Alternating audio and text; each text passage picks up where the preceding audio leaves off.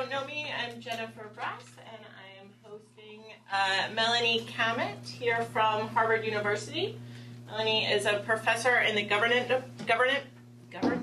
department at Harvard. Her work focuses on social service provision in developing countries, particularly in the Middle East, and looking at both state and non-state service provision. She has 2 award-winning books on this topic. One, single-authored Compassionate Communalism, Welfare and Sectarianism in Lebanon, which received multiple awards. And another edited volume, The Politics of Non-State Social Welfare, which she co-edited with Lauren McLean here at IU.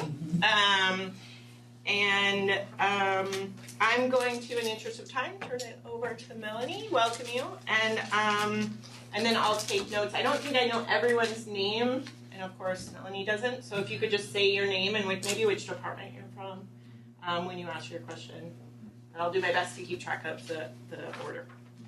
Welcome. Okay, great. Well, I'm really delighted to be here, so thank you for inviting me and taking the time to read this paper. So I understand I'm not supposed to say anything. I'm going to assume y'all read the paper. But I do want to say a few things about where this is going, because this was the paper that I'm circulating was based on a preliminary study only in Greater Beirut.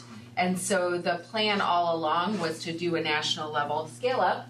So I have literally just returned from Lebanon, like less than a week ago, where I trained this wonderful team of data collectors. And I just want to say a few things about what we're doing with this scale up, because it might inform some of the discussion here. So basically, it's a national sample because previously we only had rural area, Greater Beirut, so we didn't have rural areas. We have a lot more data we're collecting on recruitment channels, so sort of the doctor selection effect stuff. And the previous institution I was affiliated with in Lebanon would not let me collect. Their IRB was really insane and would not let me collect all this incredibly important data about the political and religious identities of the folks that we're interviewing. So now we have all this data we're collecting on that. And then the same thing with patients. And then we have more data we're collecting on measures of corruption at the facility level, like side payments and referral to private practice, which is actually not permitted in these facilities. And then we're teaming up with a group at the University of Gothenburg to collect, to field household surveys in the catchment areas of these places. So we'll have data from non-beneficiaries as well. So I just want to say, I know I don't have time to go through this in great detail, but what we're trying to tap into further. So there's a lot of stuff that I kind of alluded to in this paper about the kind of micro level, doctor level dynamics of how organizational mission might affect the quality of service delivery. So we're trying to really tease out those hypotheses more and test them more, using both observational data and some experimental data, which I'll mention in a second, that tests the degree of commitment to the organization and the type of organization, how it affects intrinsic or extrinsic motivation, and how that might affect both objective quality of care and subjective quality of care. There's, for those of you familiar with this large literature, mainly in political science, there's all this work on diversity in public goods provision. So what we're trying to get at here is whether there's any kind of variation when the dyad of doctor-patient is in-group versus out-group. So hopefully we'll collect that data as well. And then at the community level as well. So is there something different in communities that are more diverse versus more homogeneous in terms of the quality of care and whether they're recruiting more people to volunteer and so forth in these areas, as some of these hypotheses might suggest. And then this is the big addition with the Gothenburg people. Ellen Lust at the University of Gothenburg is trying to look at the effects of various measures of social ties and how those might moderate things like the quality of service delivery or municipal governance and things like that. So we're trying to collect from those household surveys data on the nature of social ties in the surrounding areas. So I just want to say one thing about the experimental components. We've put in here into the surveys. So I don't know if you guys are familiar with conjoint experiments, where basically you have choices that the respondent sees, kind of like when you're shopping for a car and you see all the features here versus this in this model versus the other model, and they all have, you know, attributes that that have different values. So we're trying to do a couple of conjoint experiments embedded in these surveys, and one of them is in this physician general survey where we're looking at what kind of center would a given doctor prefer to work in. So I'm going to skip over this because it's basically getting at all that stuff I talked about, you know, what the motivation is for one doctor selecting into one type of facility versus another. I'm not expecting you guys to read this, but this is what we're doing all these surveys on Qualtrics. You know, on tablets, and so this is the screen that the doctor would see when they're trying to choose between center A and center B, like which center would you prefer, and each of those bullet points is a different attribute. So these are just some, we have several more attributes, but that would fill in those bullet points. So, you know, where is it located far or close to where you live? Some of them are rather innocuous or technical, and some of them are kind of hot button issues that we're trying to sort of bury in the conjoint experiment. So some of them are, you know, more technical, like how's the medical equipment? Is it up to standard or not up to standard? Or can you build your patient practice here more because you'll see more patients and build your reputation more in this facility versus another? Will you gain more experience, medical experience, practicing in this center versus that center, these kinds of things.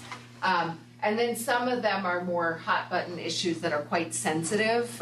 So like, you know, who's running the center? This obviously gets at the organizational type question. And we pipe in with a higher probability the respondent's religious identity. So it sort of comes into the survey with a higher probability.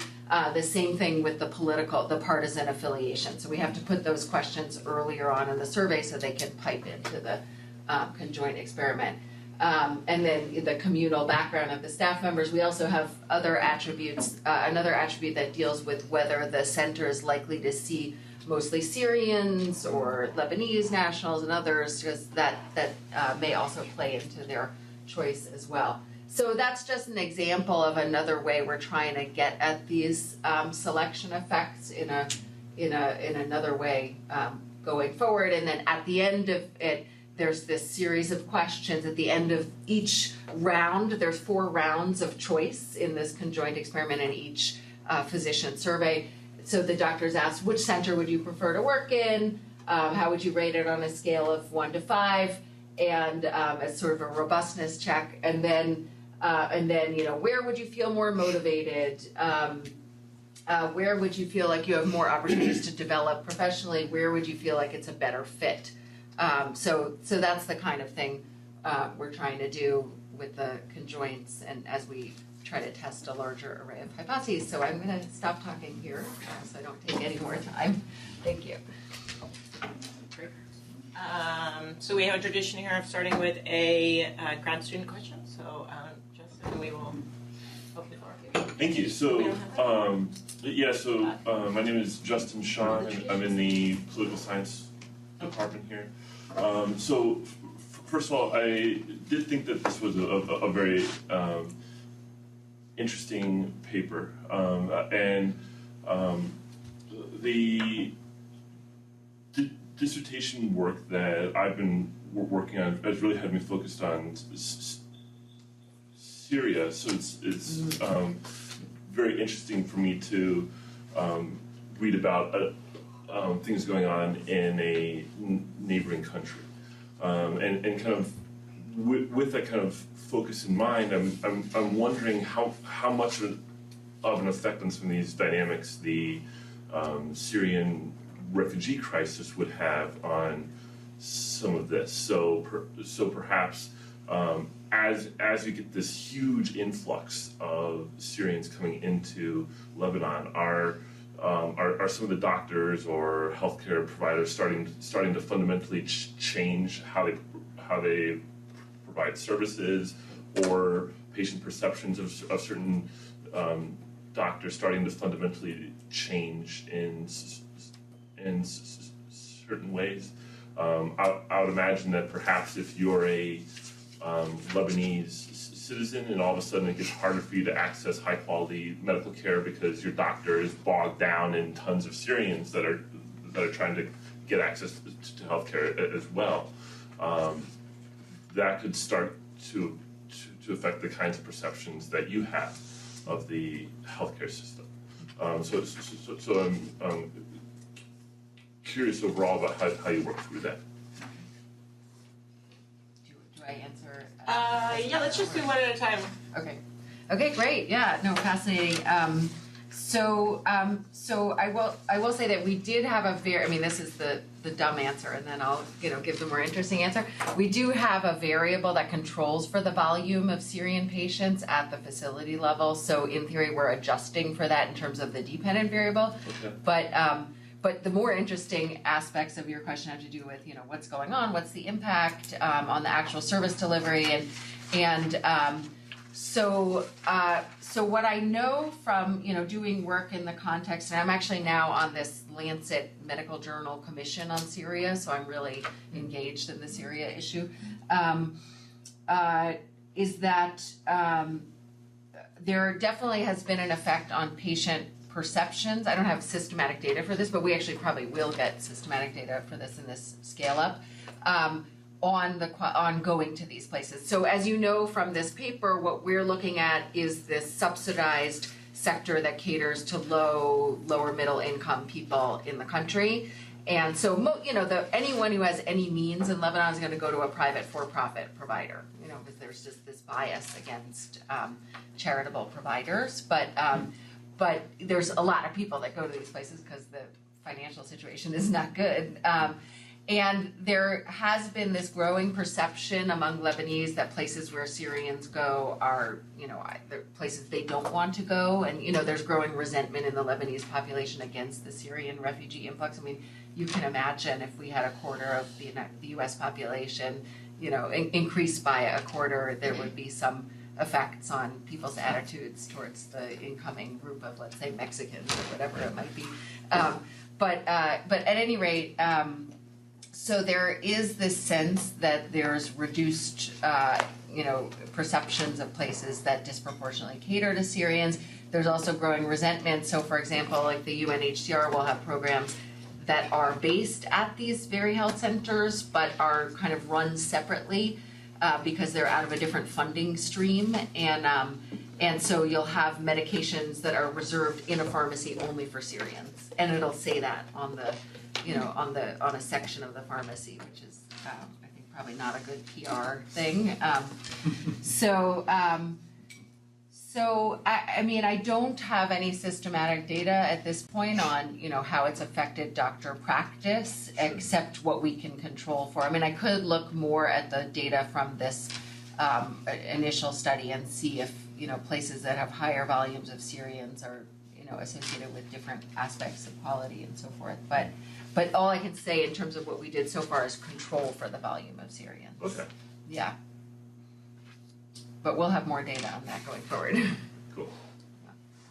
Okay. I got Dean, Claudia, and then Ken. Okay, Melanie. One comment generally, then I have kind of a question. I would have liked to have seen a little more discussion of the setting for these clinics.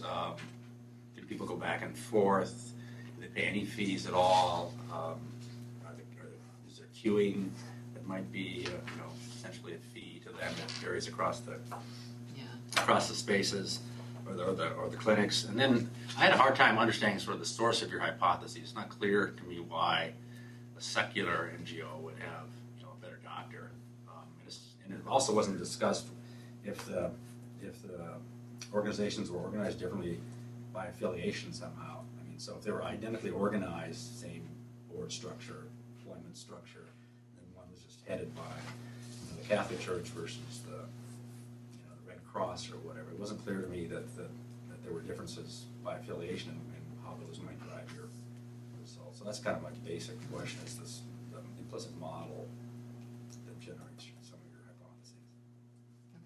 Yeah, I think I'm probably too deep in the weeds, so I'm like not seeing what more of what needs to be in there, but in terms of context. But so basically, so in terms of so just on the context setting, so these are all centers that are catering towards low income population. They do charge fees. They're virtually identical fees of like 5,000 Lebanese lira, a few dollars. They have the same compensation structure for all doctors working in them. So none of these places have full-time doctors. They're all selecting in to either volunteer or work on very minimal pay, per patient basis, and there's no variation across them, across the facilities in terms of compensation structure. A key source of variation that we're trying to look at is that there are different actors in the Lebanese social scene that run these centers, and so there's a whole bunch of them that are run by political parties, which are almost exclusively linked to religious communities. So we call them sectarian parties, like Hezbollah, for example, is one that we've all heard of. There's a whole bunch that are run by religious charities, and often these organizations will have networks, so they won't just run one, they'll run many across the country. And then there's some that are run directly by the public sector and some that are run by organizations that explicitly have no affiliation with religious groups or with political groups, and that would be like the Red Cross or some other NGOs that are very locally rooted. There's none that are international NGOs or have disproportionate financing from international NGOs, which I think is something I need to clarify in the paper, and I got some excellent comments from Mike McGinnis on this over email. And I know this from, they don't answer survey questions on their budget, but then I did all these in-depth interviews and so forth, but we do have questions that we try to collect as data on. So at any rate, there's certain key things that don't vary across the provider types that you might think would explain variation in quality. So I think the key to understanding what we're trying to argue here is knowing more that I clearly need to elaborate on about the political context. So this is a place that has a power sharing system that institutionalizes religion into the political system. So the seats in the parliament, the civil service positions, the cabinet ministry positions, everything are allocated according to quotas by religion. So religion is explicitly politicized in this system, and people view these parties as extremely corrupt. We had like a footnote in there where we note that, the lack of confidence and trust in political parties. And these parties and often religious organizations are caught up in a whole patronage politics game and have these patronage networks. And so the only ones here that really are not part of this are the secular NGOs. They don't have a stake in the political system. They're not linked to parties that get seats in parliament or whatever it is. They don't have resources that they can sort of take from the state or from, large private providers, donors like Iran or Saudi Arabia, for example, that they can dole out to their volunteers and doctors and so forth. So they're, what we're suggesting is that in this political context, these folks are regarded as cleaner and less corrupt in this political system, and that the doctors that select into them are not selecting into them because they think they're going to gain materially in some fashion from working in these places. So that's the context that is shaping where the hypotheses are coming from, and so what we're trying to argue, and I think we'll be able to show hopefully more systematically with more data, is that intrinsic motivation is higher in a place where you're not caught up in the patronage game, and where there aren't rewards linked to politics or financial rewards that you can offer, say, in a political or religious facility. I don't know if that. Well, sort of. But one thing that seems missing from the setup is there's no sense of an equilibrium here. So people are unhappy. So your data show in these religious clinics, but they still go to them. So there's some sense of trade-off somewhere mean, this is sort of a competitive market for clinics, and there's different kinds surviving, but it's not exactly clear why they would be, and your hypotheses should reflect that. So why would a patient select into one or another? Yeah, they seem to be going, I don't know why. I mean, but there's different different firms, so to speak, that are operating this market, and yet your data show that one is sort of better. Yeah, I mean, we do have some patient-level variables that control for certain things, like socioeconomic status and so forth, but I couldn't get any of the data in this earlier study on religious affiliation or partisan support of patients, which I think is, a big part of the missing story because we can't see the selection into different types on that basis.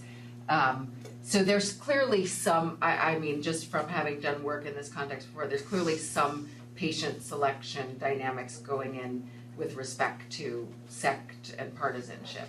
And we know that hardcore support, I know from the book I published that hardcore supporters of certain parties, go get benefits from those party-linked welfare networks. So I think that's part of the story that, these new hypotheses will try to test more effectively.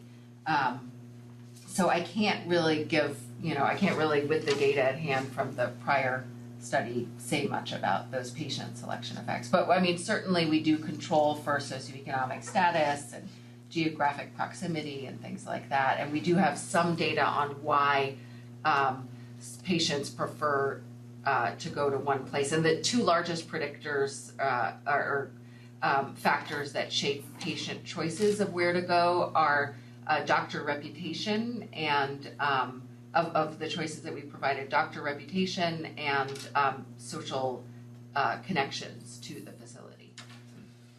So that much I can say. Yeah. Hi, Melani, and thank you very much for allowing us to take this very interesting.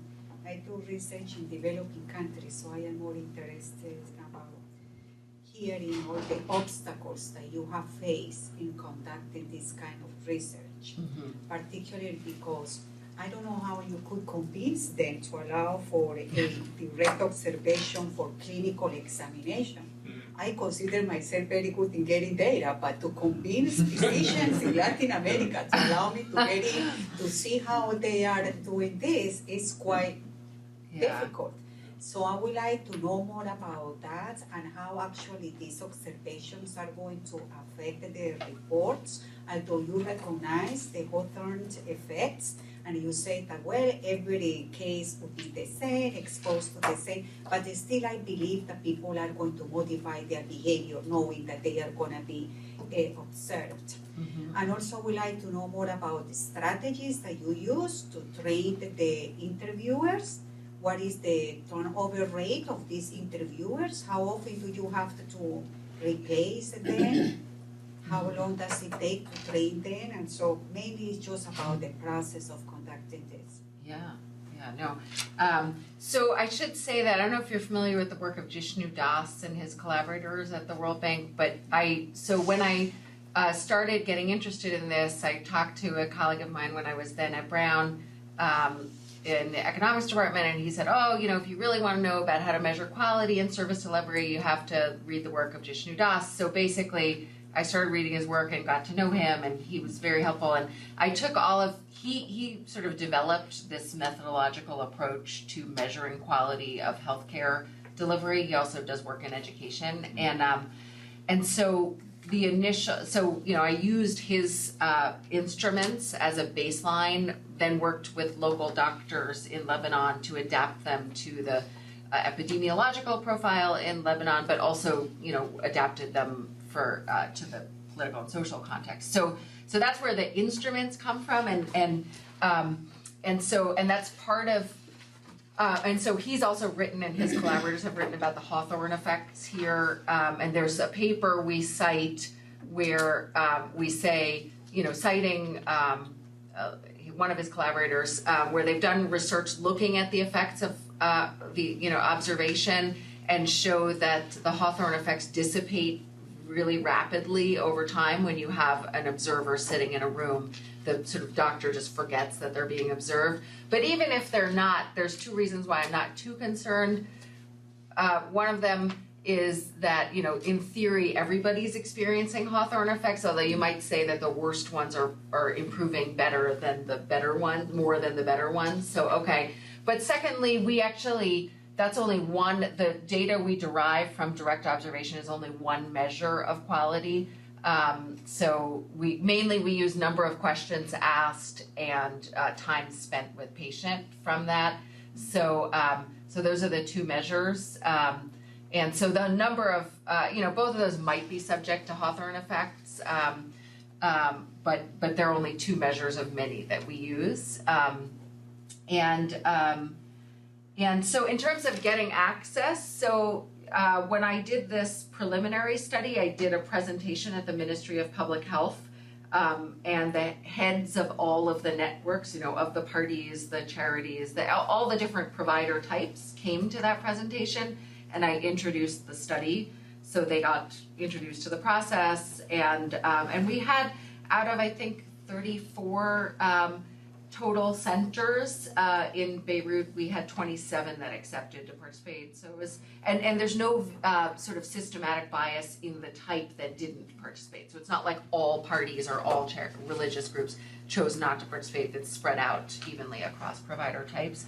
So we had no turnover. What I did have with the first experience of training these folks was people dropping out, but then we didn't train new ones. We just had the existing enumerators do more. And this time around, I showed you this picture of the team. It's an outrageously highly qualified team of enumerators. They all hold BAs and MPHs from the two top institutions in Lebanon, the American University in Beirut and the Lebanese American. They're so overqualified, it's kind of depressing, actually. It tells you something about the job market in Lebanon. And they're all bilingual. And I just came back from 2 weeks there, and we spent most of that 2 weeks training them. And they're just really sharp. In fact, this morning we signed the contracts with them. So I can't say whether we're going to have attrition, but we overhired. We hired 16 and we really only need 12. So if they drop out, we're prepared for that. I think the data collection will be better this time than the last time. Not that it was particularly bad, but these people are much more qualified than the initial enumerators that we had. And we have simplified one key aspect of the data collection. So previously, you might have noticed from the paper, we did medical vignettes, which I adapted from Jishnu Das's work, different health conditions appropriate to the Lebanese epidemiological context. And that was a nightmare training them. It took 10 days. We had to teach them how to essentially convey a patient and so forth and follow a script and so forth. So this time I worked with a different doctor, and we're doing a multiple choice questionnaire for doctor knowledge, which is pretty standard, and it's drawn largely from questions from the board certification exam in Lebanon. And we've gone through 5 rounds of it with the Ministry of Public Health. So that'll be easier, and that's, all the doctors are going to take it in while the enumerator's standing there. The enumerator actually does not administer that survey. They hand the tablet to the doctor who takes it. We do the proper informed consent procedures, and clearly some people will say, no, I don't want direct observation, whether it's the physician or the patient, and that's fine. And we can still collect patient exit surveys and the other instruments. The direct observation, really I'm just interested in those 2 variables, the questions asked and the time spent, because it's very hard to collect other data from these kinds of things because it becomes very subjective. Like how would you rate the doctor's treatment of the patient? Well, that's a very subjective question. So they agree to it though. They've been given a whole briefing. The project manager, we've just drawn the sample. We're just finalizing the sample today. And the project manager is contacting all 60 centers that we're targeting to participate in this national scale up, and explains everything. So she gets ex ante permission from the chief medical officer before the team even gets there, if they agree. So they know every detail of it. We send them information. There's an information sheet on each of the instruments, and it's interesting. I mean, people agree to this, and Das and his collaborators have done this in like 8 or 10 different developing countries in multiple regions, in South Asia, in Latin America, in Sub-Saharan Africa. They've done it in many different countries. So I don't know. That's a follow-up question real quick. Jimmy Walker from Economics. I was just wondering, so do you get any differences in the percentage of physicians who agree to be observed? Across provider types, or Yeah. I guess it would be types of physicians as well as across the clinics. In a sense. Yeah. Either way. I have to check that. Yeah. So it seems like to me it could be interesting either way. Yeah. Because if you see these differences, well, I work in this type of clinic and I really don't want to be observed. That would be one sort of result. But if you don't see any, maybe it's a suggestion, at least starting to be a suggestion, at least they see themselves as doing the right things relative to each other. So Yeah, that could be an sort of in all of this, I started thinking like, sort of what's a baseline here? And it's an objective baseline, I guess you might say, that gives you a starting point for how to evaluate these. So. Okay. If I could ask something related to this question, when you say direct observation, you mean somebody sitting in the room? Yes. Yeah. Is there, given the two things you care about are time and number of questions, couldn't you do that with a tape recorder? Well, we are not taping anything. We don't have IRB approval to do that. So, So it's less intrusive to sit in the room and take notes yeah. than to actually just tape it in abstention. Yeah, no, I think the taping actually would be more intrusive because you would have people's voice on record, and whereas now that we have all these political and religious questions, it's even more sensitive than before. So I have to look. In fact, in the paper that I circulated, I believe we don't actually use any data from direct observation as any of our outcome measures. So it actually wasn't even used in this iteration. We're hoping to use more potentially in the scale up. But yeah, and in terms of the baseline, so you mean, for example, in the knowledge test, sort of what do we consider a good? So before you came up about the physicians agreeing, I was wondering, I don't do surveys, but I was wondering, so are there types of questions one could ask? So let me back up. So you go to the physician, at least it seems in the US now, and you've hurt your knee playing tennis. They say, well, on a scale of 1 to 10, what's the pain? And that seems to be about the silliest question they could possibly ask. Yeah. Relative to what, you know? Yeah. And they seem to ask these types of questions a lot. So to me, that's not very meaningful. I don't know what they learned from that. So I was wondering, are there questions that you could ask the patients that would... So imagine I'm a patient. I'm going to be negative about no matter where I go. Yeah. And Dean's always a good guy, and he's going to be very positive. Yeah. Okay? Then you'd want to know that about the rest of my answers, right? Yeah. And so are there these, sort of very, like, how difficult is it to get to the clinic? Well, you could probably measure that objectively from wherever the patient lives or something along those lines. I don't know, something along those lines. So it kind of, if I go and I tell the physician my pain is a 3 and Dean tells him his pain is a 9, we pretty much have the same problem. Yeah. That tells us something about Dean or me. It's more about the person. They talk more about you, actually. Right. Yeah. So I don't know, is that usually part of a survey technique like this to try to? So there is a technique to deal with that called anchoring vignettes that Gary King has developed.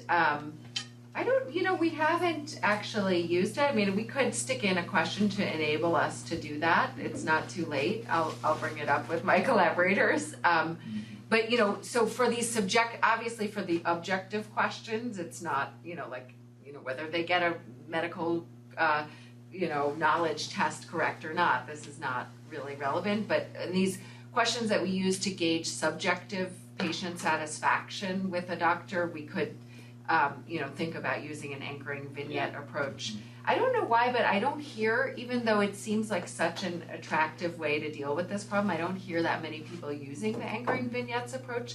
So maybe I need to look into this more, or just ask my colleague what's going on with that. But well, I do. I think the reason I do lab experiments, and Yeah. we have to start with at least what we see as a baseline, and everything is changes relative to that baseline. Yeah. So this is a little along those lines. Yeah, so we could, it wouldn't be that hard to stick in a question at the beginning of the patient exit survey that allows us to provide an anchor to benchmark these answers. I have to look into how that works, but yeah, I think it is. Or you could ask their neighbors of the patient, what do you think of this person, and what kind of person are they? Oh, yeah. Yeah. Then you'd have a Yeah. very good measure. We do have, questions about self-rated, but anyway, I'll think more about this, but it's a good point with the subjective evaluations for sure.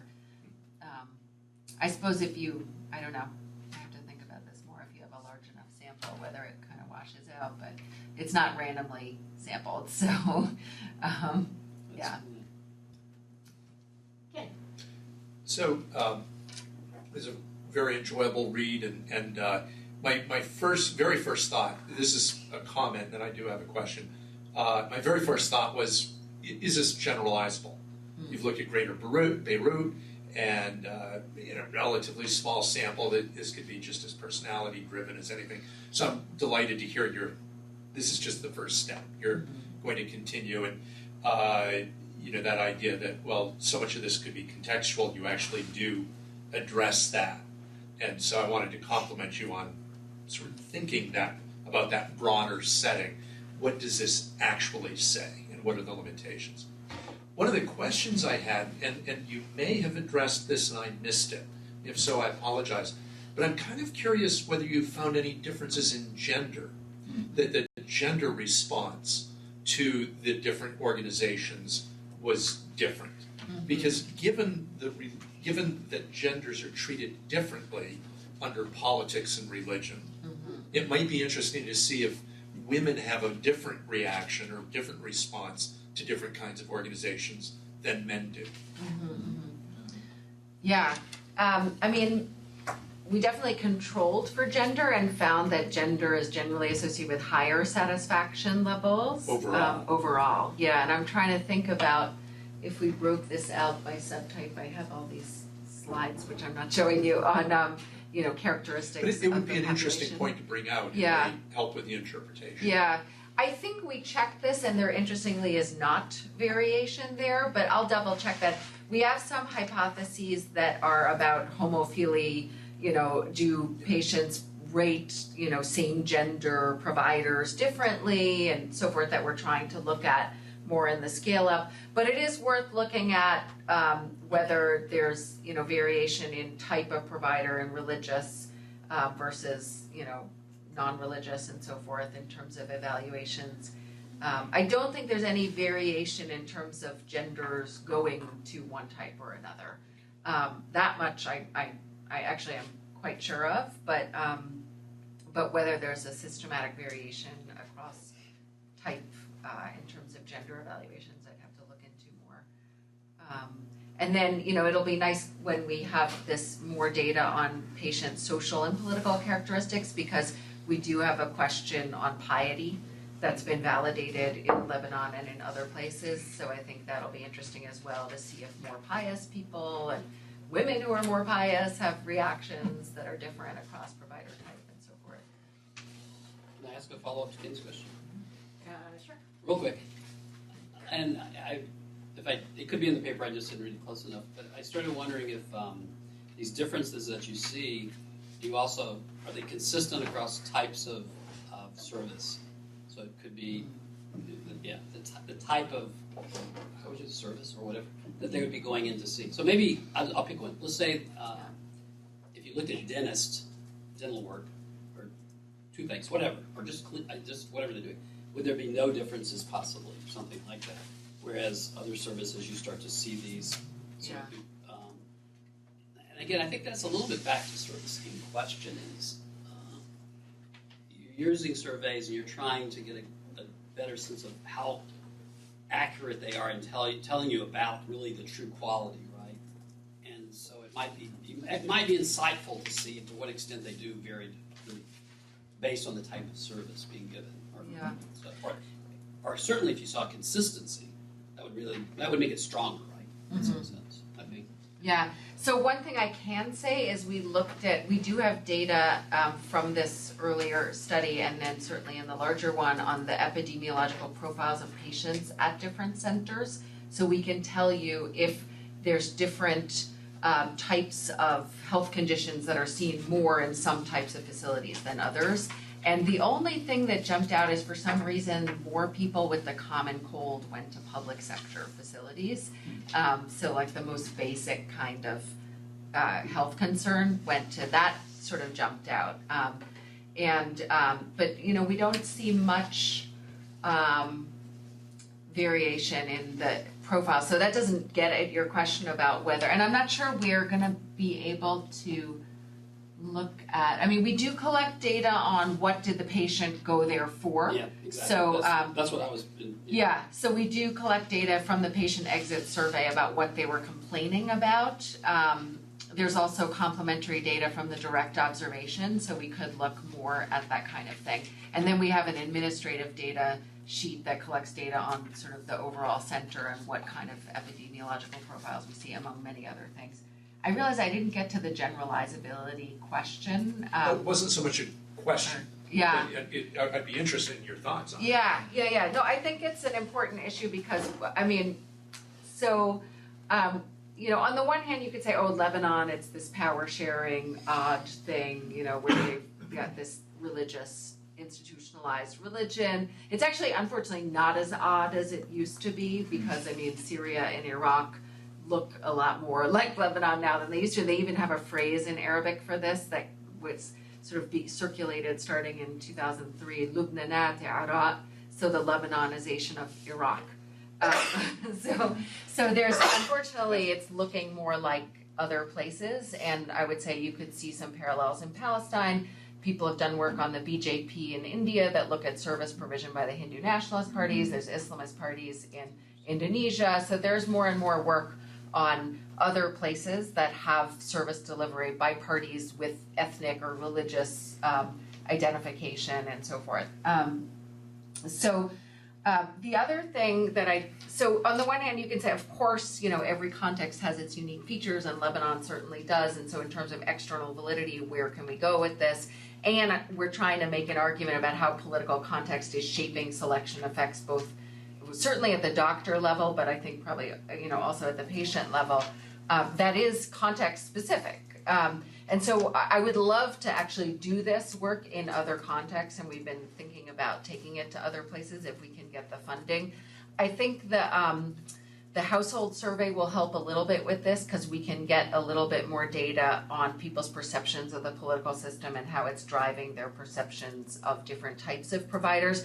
For example, there's been some really interesting work by Stephen Brook at the University of Kentucky, where he ran these survey experiments in Egypt before the revolution or the uprising, and he asked respondents to rate, and actually I think it's just come out in Perspectives on Politics.